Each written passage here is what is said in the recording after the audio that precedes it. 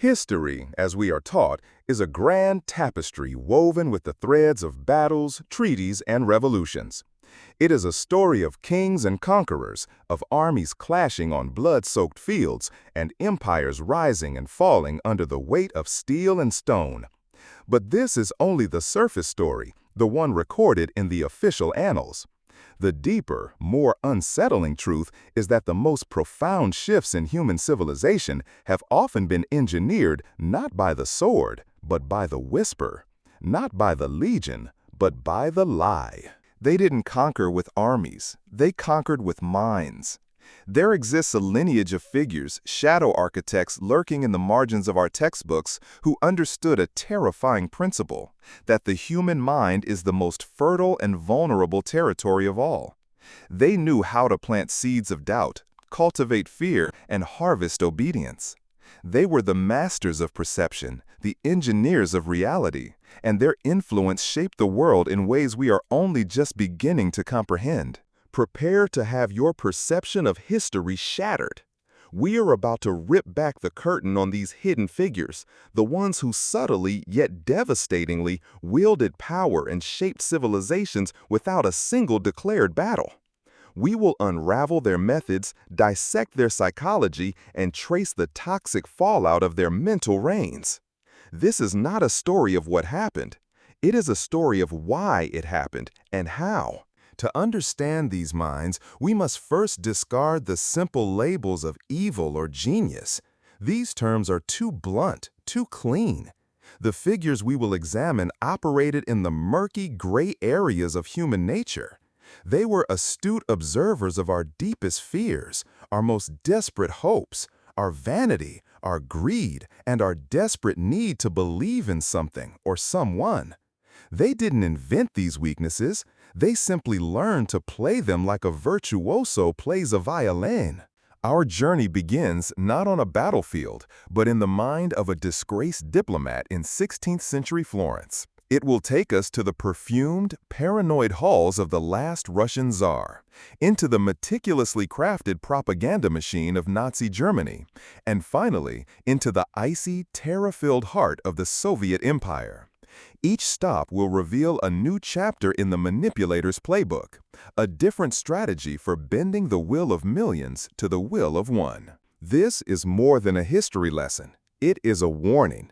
The techniques pioneered by these figures have not vanished. They have evolved. They have been refined, amplified by technology, and are deployed today in ways their originators could only have dreamed of. By understanding their playbook, we arm ourselves with the most powerful defense, critical thought. You will never look at the world or its history the same way again. Act 1. The Architect of Power, Niccolo Machiavelli. Our story begins in a place of vibrant contradiction, Renaissance Florence. It is the dawn of the 16th century, a city bursting with artistic genius and intellectual fire. The air hums with the creation of masterpieces by Leonardo and Michelangelo, yet the cobblestone streets are shadowed by conspiracy, assassination, and the brutal, ever-shifting winds of political fortune. This is a world where a friendly handshake could conceal a dagger, and an alliance sworn today could be a death warrant tomorrow. In this crucible of beauty and betrayal, a man named Niccolo Machiavelli sits at his desk, dipping his quill in ink. He is not a prince, a pope, or a general. He is a mid-level bureaucrat, a former diplomat who has tasted power and then had it violently stripped away. He has been imprisoned, tortured, and exiled to his small farm outside the city walls. It is here, in the bitterness of his political ruin, that he will write a book so scandalous, so brutally honest, that his name will become synonymous with evil itself. But to understand the book, we must first understand the man and the world that forged him. Machiavelli was no stranger to the mechanics of power. For 14 years, he served the Florentine Republic as a secretary and diplomat, traveling on missions to the courts of kings and the camps of warlords. He was an observer, a listener, a man who paid attention to what powerful men did, not what they said. He watched Louis XII of France blunder his way through Italian politics, losing territory because he failed to understand the local rules of the game. He stood face to face with Cesare Borgia, the ruthless, brilliant, and utterly amoral son of Pope Alexander VI. Borgia was a man who used deception, cruelty, and spectacle with surgical precision to carve out a state for himself. In Borgia, Machiavelli saw not a monster, but a model of terrifying effectiveness. This was Machiavelli's education. He learned that in the world of high-stakes politics, traditional virtues like honesty, mercy, and faith were not assets, they were liabilities. He saw that the rulers who preached piety were often the most corrupt, and those who spoke of peace were the quickest to go to war. The world, he concluded, was not governed by how things should be, but by how they are. And so, in 1513, banished from the city he loved and desperate to regain favor with its new rulers, the Medici family, he began to write. He poured all of his observations, all of his cold-eyed analysis into a short manuscript intended as a job application, a demonstration of his unique and valuable understanding of power. He called it De Principibus, or, as we know it, The Prince. The Prince was a bomb thrown into the heart of Western political thought. For centuries, philosophers had written books for rulers advising them to be just, merciful, and loved by their people. These were mirrors for princes, reflecting an ideal of Christian virtue. Machiavelli shattered that mirror. He argued that the sole aim of a prince is to acquire and maintain power, and that any action, no matter how cruel or immoral, is justified if it serves that end. This is the infamous doctrine, the ends justify the means. Machiavelli never wrote those exact words, but the sentiment drips from every page. He advises the prince that it is far safer to be feared than to be loved. Love, he writes, is a bond of obligation which, because men are fickle, is broken at every opportunity for their own advantage. But fear is held by a dread of punishment which never fails. He dissects the nature of human beings with a surgeon's cold detachment. People, he insists, are ungrateful, fickle, liars, and deceivers. They are driven by self-interest and easily impressed by appearances. Therefore, a wise ruler should not be concerned with being genuinely virtuous, but with appearing virtuous. The great mass of people, he noted, judge by the eye and by the outcome, and the world is made up of the masses. Consider the power of this idea. It is a license for hypocrisy. A prince, Machiavelli argues, must be a great actor. He should appear merciful, faithful, humane, upright, and religious, and he should be so, but he should have his mind so conditioned that when it is necessary not to be so, he can change to the opposite. The manipulation of public perception is not an ancillary skill for a ruler, it is the central skill. He also introduces the concept of virtu and fortuna. Fortuna, or fortune, is the unpredictable chaos of the world, the circumstances beyond a ruler's control. He compares it to a raging river that can sweep everything away. But virtu, which is not virtue in the Christian sense, but a combination of skill, cunning, and ruthless ambition, is the set of dikes and dams a ruler can build to tame the river of fortune, to impose his will upon the world. Machiavelli's advice is shockingly specific. He details when to use cruelty, swiftly and all at once, so the memory fades, and when to use generosity, sparingly, so it is valued. He explains how to disarm a populace, how to choose ministers, and how to avoid flatterers. It is not a work of philosophy. It is a technical manual for the acquisition and maintenance of absolute power. When the book was finally published after his death, the reaction was explosive. It was condemned by the Pope and placed on the index of forbidden books. His name, Machiavel, became a byword for a scheming, godless villain. Shakespeare's villains would invoke his name. To be Machiavellian was to be a master of deceit, a political manipulator of the highest and most dangerous order. Yet, was Machiavelli truly the teacher of evil he was made out to be? Some scholars argue that The Prince was not a sincere guide for tyrants, but a satire, a work of bitter irony designed to expose the dark arts of rulers to the common people. Others see it as the work of a desperate patriot, willing to accept a strong, even ruthless ruler if it meant unifying Italy and driving out foreign invaders. Regardless of his intent, the effect was the same. He had codified the playbook of manipulation. He had stripped away the comforting illusions of morality and divine right and laid bare the raw, brutal mechanics of power. He told the world that what mattered was not what was right, but what worked. And for the next 5 centuries, those who sought power would read his words not as a warning, but as an instruction manual. His ideas would echo in the chambers of kings and the strategy rooms of revolutionaries. Frederick the Great of Prussia would write a refutation of Machiavelli and then proceed to rule with Machiavellian pragmatism. Napoleon Bonaparte was said to have kept a copy of The Prince by his bedside. His analysis of human nature and his focus on perception management became foundational principles for future manipulators. Machiavelli's true legacy is not the evil he supposedly taught, but the truth he revealed, that power has its own logic, its own morality, and that those who wish to wield it must first understand the deep, often dark psychology of the people they wish to rule. He was the first to truly unravel the mind of the state, and in doing so, he provided the blueprint for all who would follow in his shadowy footsteps. He was the original architect. Act 2. The Mystic Manipulator, Grigory Rasputin. We now leap forward 4 centuries, from the sun-drenched hills of Renaissance Italy to the frozen, snow-swept plains of early 20th century Russia. The world has changed. Empires are vast, powered by steam and steel, but the halls of power are still stalked by the same human frailties: fear, desperation, and the longing for a savior. Our next figure is not a scholar or a statesman.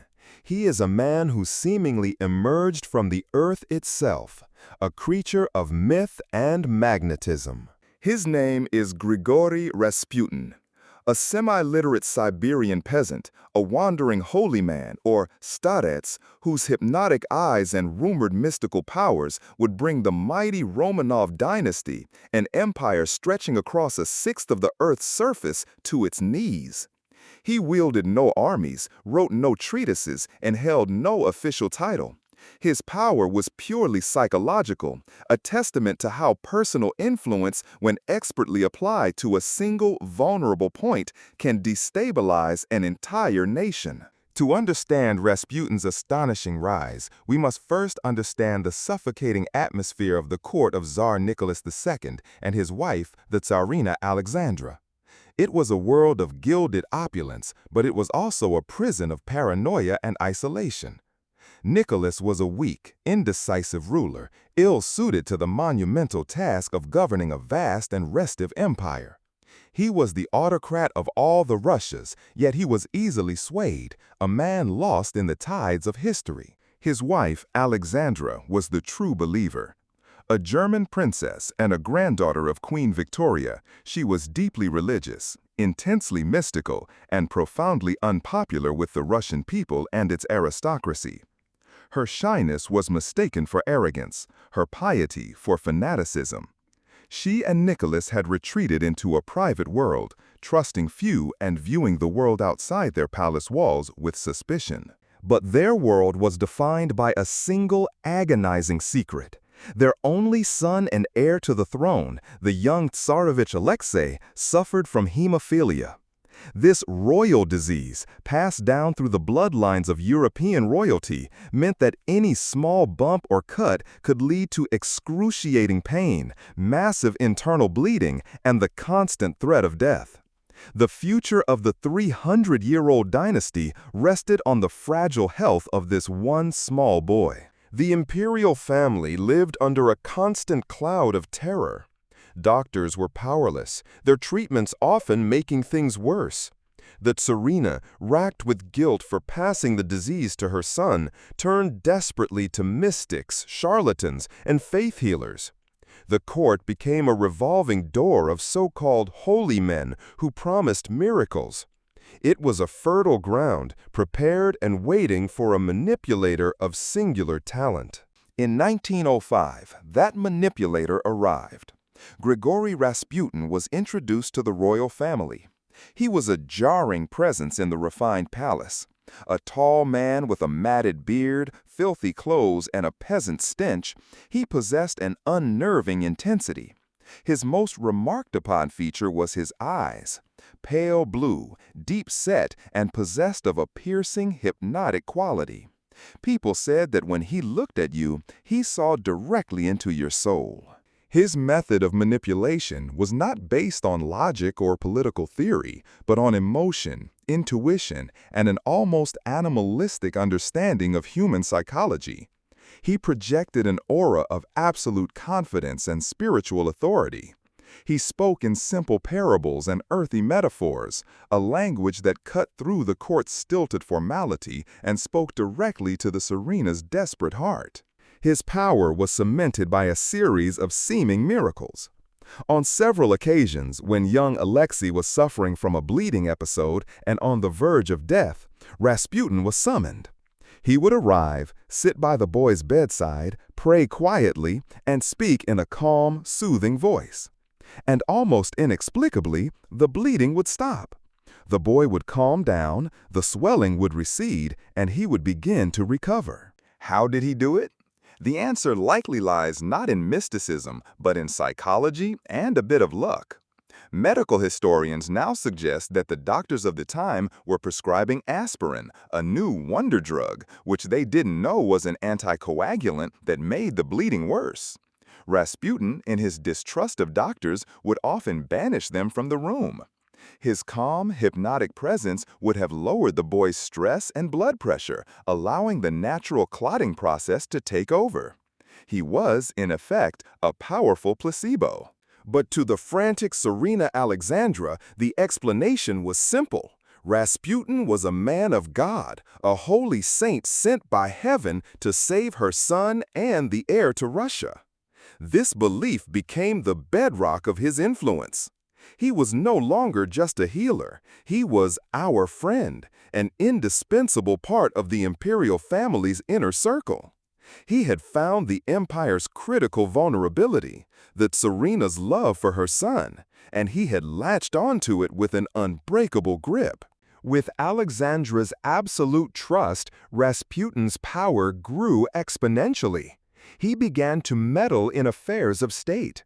He would offer his divine advice on everything from military appointments to ministerial selections. Ambitious officials and sycophants soon learned that the quickest path to promotion was not through merit, but through the favor of the Siberian peasant. He would hold court in his squalid apartment, receiving a stream of petitioners. A word from Rasputin to the Tsarina could make or break a career. Ministers were hired and fired on his whim. This created chaos in the government, especially after the outbreak of World War I in 1914.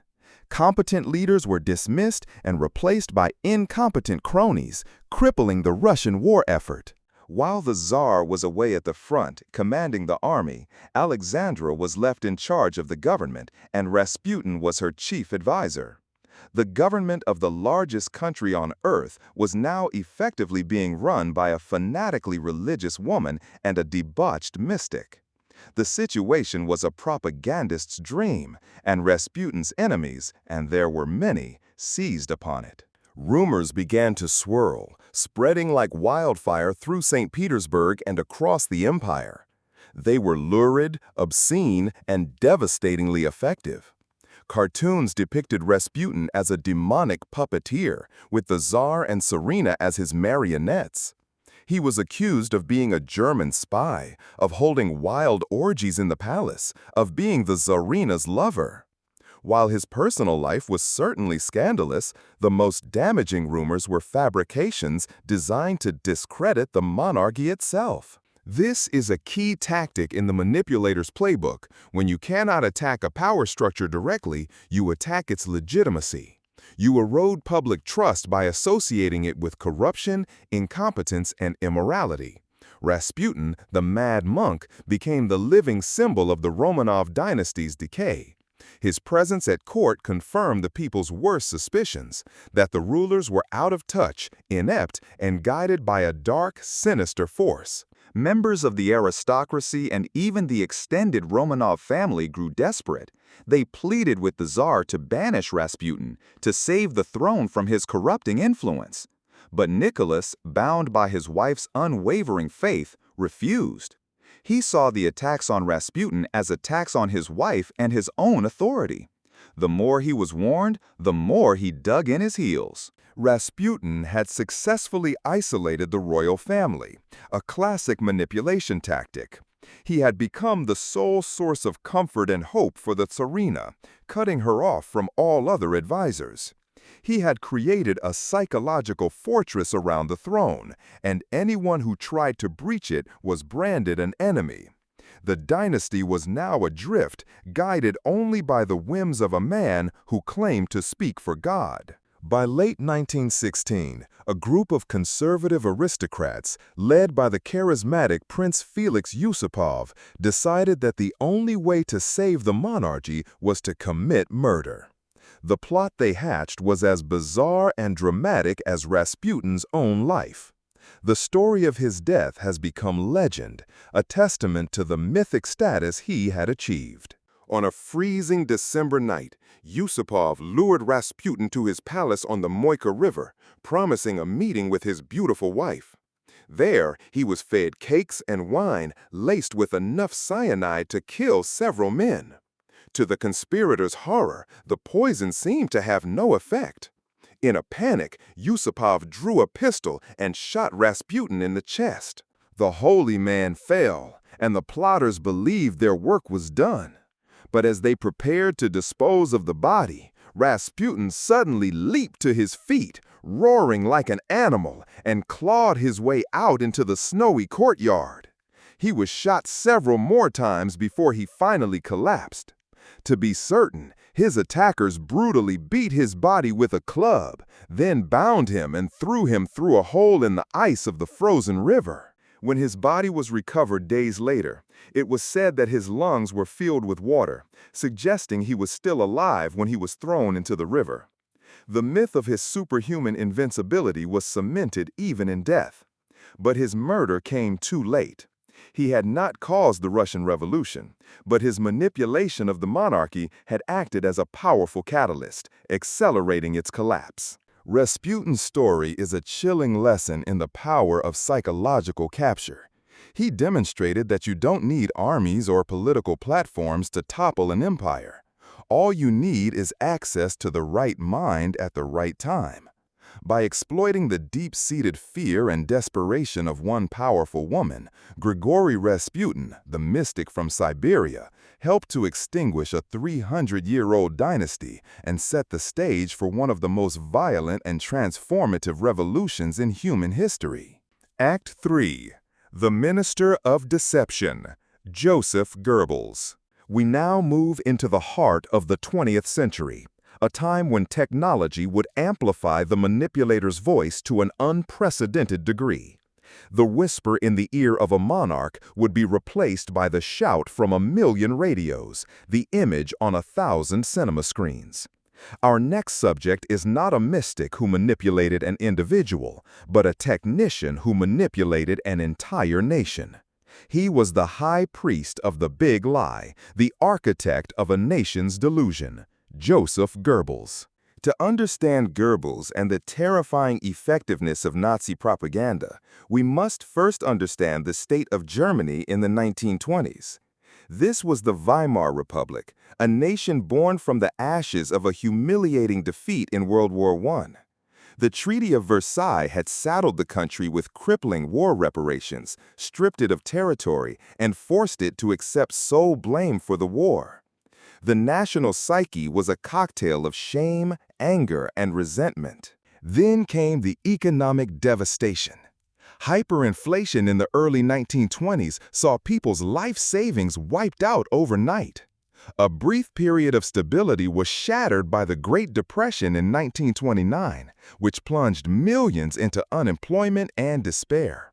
The democratic government seemed weak and incapable of solving the crisis. The German people were adrift, disillusioned, and desperate for a savior, for a simple explanation for their suffering, and for a scapegoat. Into this void stepped the nascent Nazi Party and its charismatic leader, Adolf Hitler. But Hitler's vision, a toxic brew of racial supremacy, nationalism, and vengeance, needed a voice.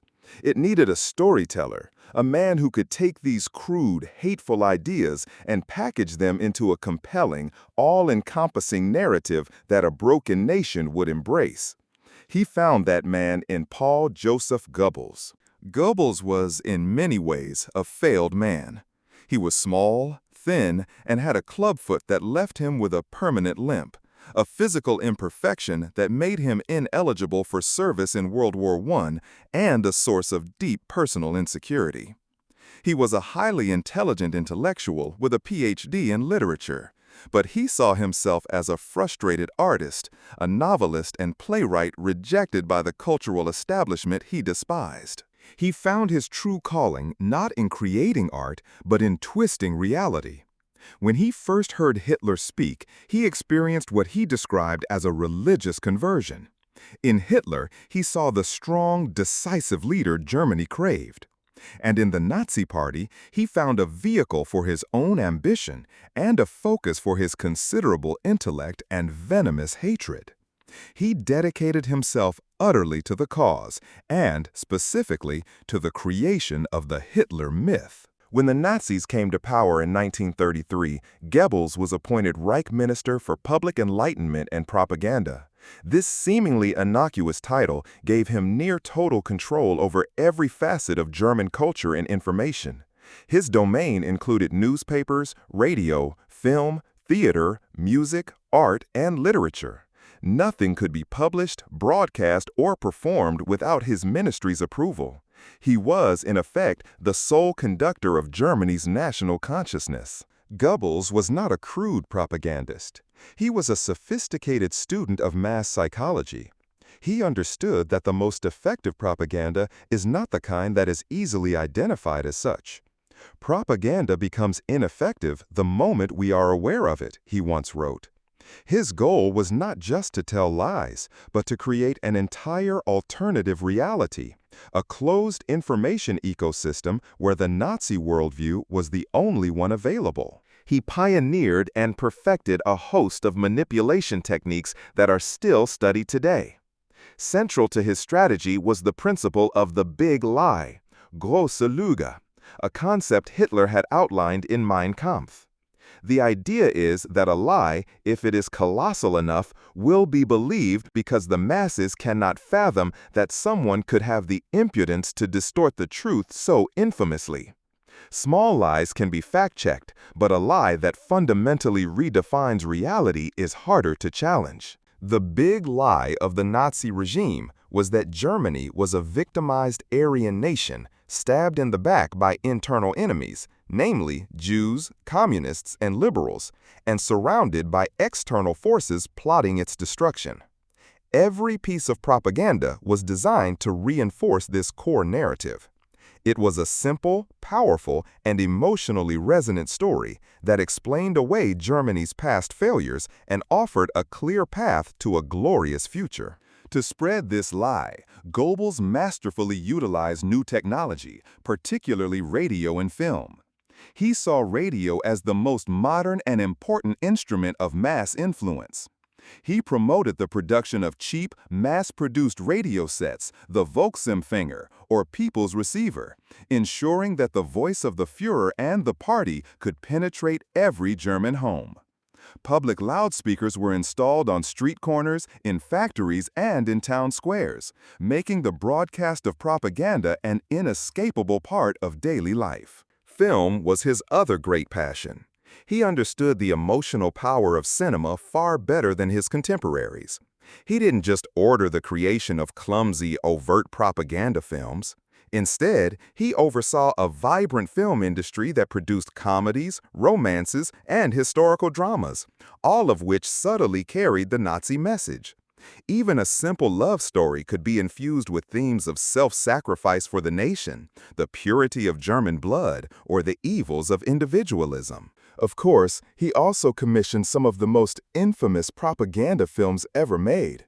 Leni Riefenstahl's Triumph of the Will, a documentary of the 1934 Nuremberg Rally, is a terrifying masterpiece of manipulation. It uses dramatic camera angles, soaring music, and masterful editing to portray Hitler not as a politician, but as a messianic figure, a god descending from the heavens to save his people. The film contains almost no political commentary. Its power is purely emotional and aesthetic.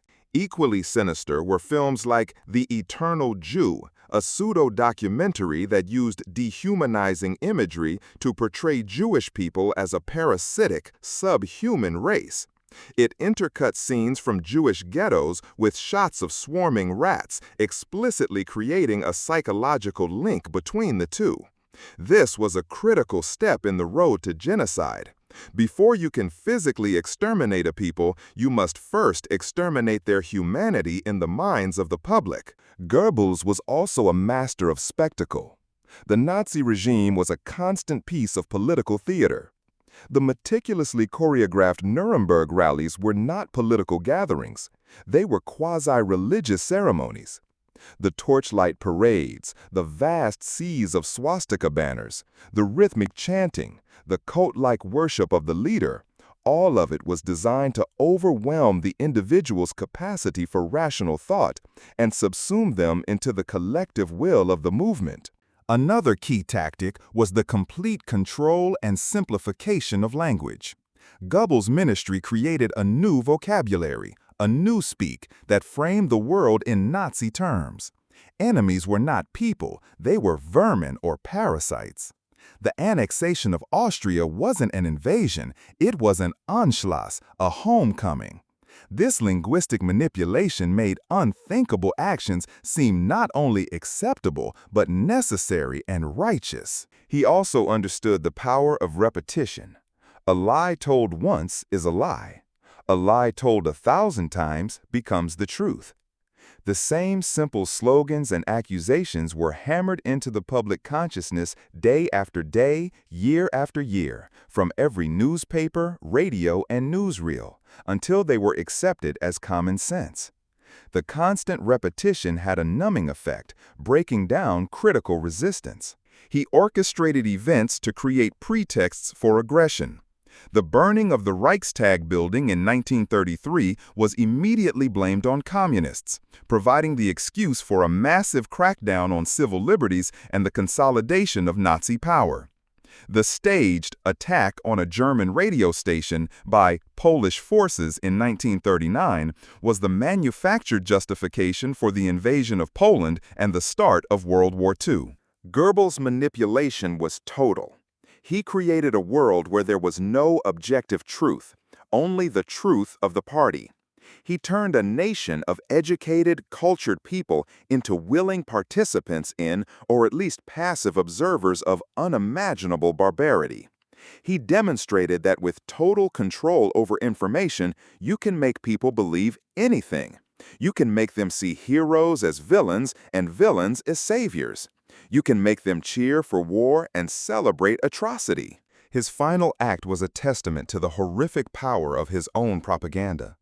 In the final days of the war, with Berlin in ruins and Soviet troops closing in on the Führer bunker, Goebbels remained a true believer. He had so thoroughly bought into the mythology he created that he could not imagine a world without it. After Hitler's suicide, he and his wife Magda poisoned their 6 children before taking their own lives. He could not allow his children to live in a world where National Socialism had failed. Joseph Goebbels' legacy is a chilling reminder that the most dangerous weapon is not a bomb, but a well-told lie. He proved that propaganda is not just about persuasion, it is about the construction of reality itself. His playbook, a terrifying synthesis of mass psychology, media control, and relentless repetition, provides a blueprint for totalitarian control that continues to haunt the modern world. A stark warning of how easily the human mind can be conquered. Act 4. The Engineer of Fear, Joseph Stalin. Our final journey into the mind of a master manipulator takes us further east into the vast, enigmatic expanse of the Soviet Union. Here we encounter a different kind of tyrant, a man who lacked the hypnotic charisma of a Rasputin or the fiery oratory of a Hitler. His power was built not on public spectacle or mystical persuasion, but on the quiet, methodical, and soul-crushing architecture of fear. He was Joseph Stalin, the man of steel, an engineer of terror who turned an entire nation into a prison of the mind. If Goebbels manipulated a nation through the control of information, Stalin manipulated it through the control of existence itself.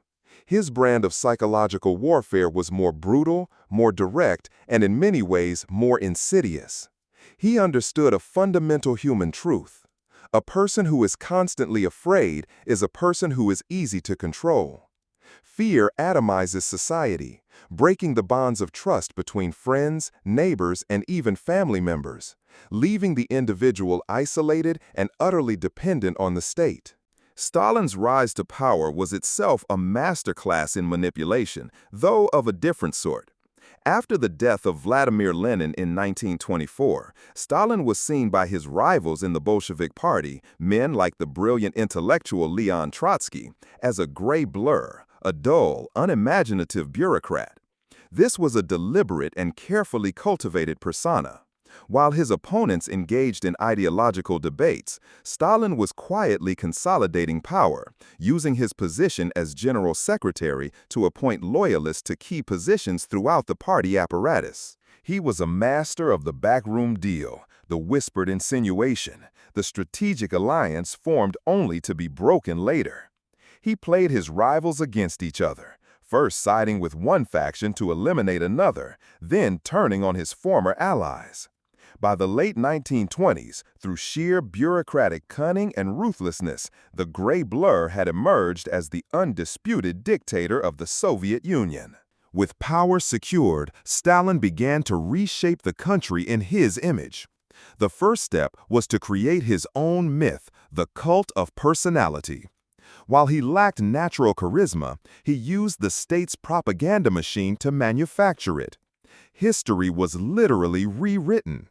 Stalin, who had played a relatively minor role in the 1917 revolution, was retroactively inserted into key events, depicted as Lenin's closest confidant and chosen heir. Photographs were famously and crudely doctored.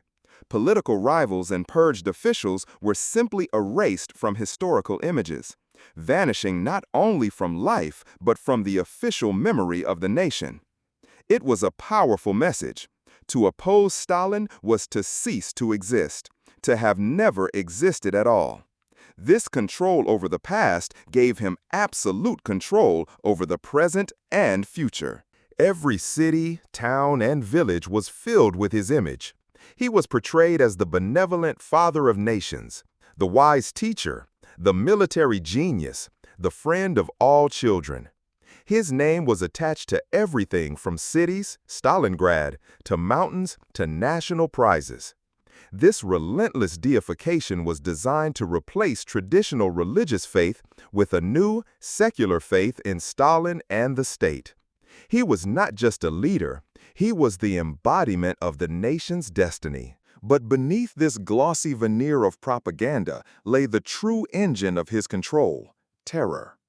In the mid-1930s, Stalin unleashed the Great Purge, or the Great Terror, a campaign of political repression that was staggering in its scale and paranoia. It began with the assassination of a rival, Sergei Kirov, an event that Stalin likely orchestrated himself but used as a pretext to eliminate all perceived threats. What followed was a descent into madness. The secret police, the NKVD, arrested millions of people. Old Bolsheviks, military leaders, engineers, artists, intellectuals, and ordinary citizens were dragged from their homes in the dead of night. They were accused of being enemies of the people, Trotskyite wreckers, or spies for foreign powers. The charges were almost always fabricated. To give this terror a semblance of legitimacy, Stalin staged a series of elaborate show trials. Prominent old Bolsheviks, men who had been heroes of the revolution, were paraded in front of the world and forced to confess to absurd, nightmarish conspiracies. They confessed to plotting to assassinate Stalin, to colluding with Hitler, to sabotaging factories and poisoning livestock. These confessions were extracted through months of relentless psychological and physical torture. The psychological aspect was key. Prisoners were subjected to sleep deprivation, endless interrogations, and threats against their families. They were broken down until their sense of reality collapsed, until they were willing to say or do anything to make the torment stop. The purpose of the show trials was not to convince the world of the defendant's guilt, but to send a chilling message to the Soviet people: no one is safe. If these famous, powerful men could be unmasked as traitors, then anyone could. This created a pervasive atmosphere of suspicion and fear that permeated every corner of Soviet society. Neighbors were encouraged to spy on neighbors, workers on their colleagues, children on their parents. A careless word, a joke, or an association with someone who had been arrested could lead to a knock on the door at 4 a.m. The state actively encouraged denunciations, and quotas were set for the number of enemies to be arrested in each district. This is a particularly insidious form of manipulation. By turning citizens against each other, Stalin destroyed the fabric of society. People became afraid to speak their minds, even in the privacy of their own homes. The only safe course of action was to retreat into oneself and to outwardly display fervent, unquestioning loyalty to the party and to Stalin. The fear of the secret police was constant and universal. Millions were executed with a bullet to the back of the head. Millions more were sent to the Gulag, a vast network of forced labor camps stretching across the frozen wastes of Siberia. The Gulag was not just a prison system, it was an instrument of psychological terror. The arbitrary nature of the arrests and the brutal conditions in the camps were meant to demonstrate the absolute and merciless power of the state. Stalin's manipulation extended to the very concept of truth. The state-controlled newspaper, Pravda, which ironically means truth, would announce fantastic successes in industrial production and agricultural output, even as the country was ravaged by famine caused by his disastrous policy of collectivization. In the early 1930s, the Holodomor, or terror famine in Ukraine, saw millions starve to death while the state denied that any problem existed and exported grain abroad. This was the ultimate gaslighting of an entire nation. People were told not to believe their own lying eyes, not to trust the evidence of their own empty stomachs. The party's version of reality was the only one that mattered. To even acknowledge the famine was to commit a crime, to engage in anti-Soviet agitation. This constant, brutal dissonance between daily experience and official propaganda was designed to break a human spirit, to make people doubt their own sanity. Even in his personal interactions, Stalin was a master manipulator. He was notoriously paranoid and prone to testing the loyalty of those in his inner circle. He would pit his lieutenants against each other, promoting one and then demoting him, keeping everyone off balance and terrified of falling out of favor. He cultivated an atmosphere of fear even among the most powerful men in the country, ensuring that no one could ever build a power base to challenge him. Stalin's reign of terror lasted for nearly 3 decades. By the time of his death in 1953, he had been responsible for the deaths of an estimated 20 million of his own people through executions, famine, and the Gulag. He had taken the revolutionary promise of a worker's paradise and twisted it into a dystopian nightmare, a society held together by lies and cemented by fear. His legacy is a stark illustration of how manipulation can operate in its most brutal form. He was not just a propagandist, he was a social engineer who used terror as his primary tool. He atomized society, rewrote history, and declared war on objective reality itself.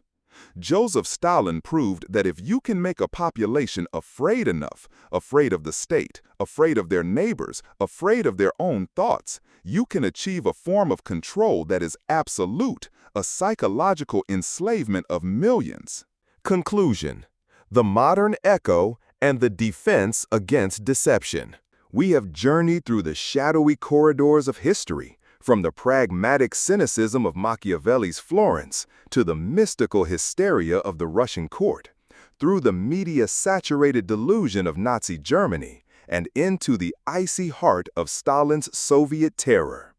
We have dissected the playbooks of 4 of history's most effective manipulators.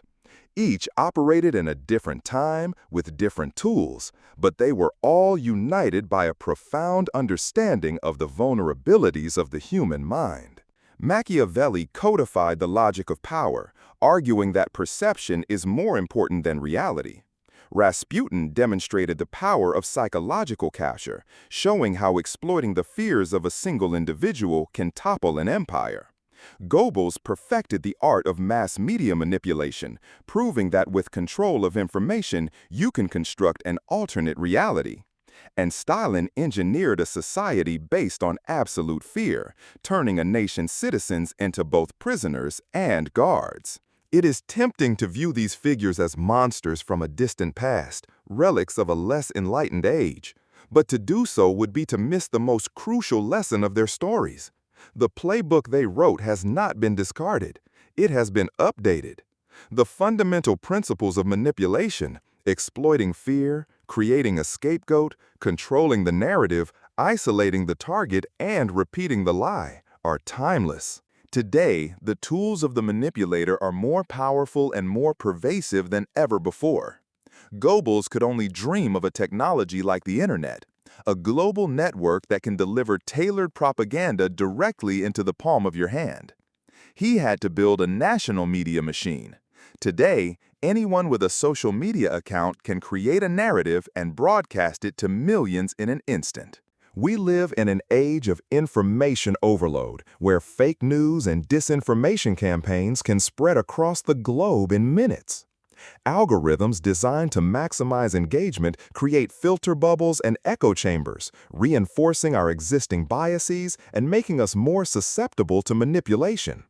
These digital spaces can become the modern equivalent of Goebbels' public loudspeakers, hammering home a single, simplified message until it feels like the truth. Stalin's tactic of atomizing society by sowing distrust is mirrored in the toxic polarization we see today. Online campaigns often seek not just to promote one viewpoint, but to make us hate and fear those who hold a different one. By convincing us that our neighbors are not just wrong, but malevolent enemies, manipulators break the bonds of social trust that are essential for a functioning democracy. Even Rasputin's brand of personal, cult-like influence has its modern parallels in the rise of charismatic online gurus and conspiracy theory leaders who foster intense, unwavering loyalty among their followers.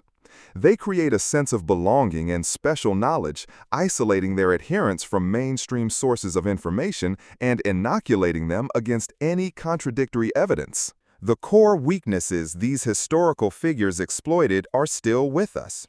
We are still driven by fear and hope. We are still susceptible to flattery and tribalism. We still seek simple answers to complex problems. And we are still drawn to charismatic leaders who promise to restore a lost greatness or protect us from a manufactured threat. So what is the defense? How do we protect ourselves from the modern-day Machiavellis, Rasputins, Goebbels, and Stalins? The answer is not simple, but it is vital. It lies in cultivating the one thing that all manipulators seek to destroy: critical thought. It means actively seeking out diverse perspectives, especially those that challenge our own beliefs. It means fact-checking information before we share it. It means learning to recognize the emotional triggers, fear, anger, outrage that propagandists use to bypass our rational minds. It means understanding the difference between a reasoned argument and an ad hominem attack. It means being wary of simple solutions to complex problems and of anyone who claims to have a monopoly on the truth. It means remembering that the goal of a propagandist is not to inform you, but to enlist you. They don't want a citizen, they want a soldier. History is not just a collection of stories about the past. It is a series of case studies in human nature, a warning and a guide. The minds of these historical manipulators, as dark and disturbing as they are, offer us a profound and urgent lesson. They teach us that the most important territory to defend is not on a map. It is the 6 inches between our own ears. The world will always have those who seek to conquer with minds rather than with armies. The question is not whether they will try. The question is whether we will be prepared. The story of manipulation is the dark side of the story of humanity, and to ignore it is to leave ourselves vulnerable to its next chapter. The curtain has been pulled back. What you do with the knowledge is now up to you.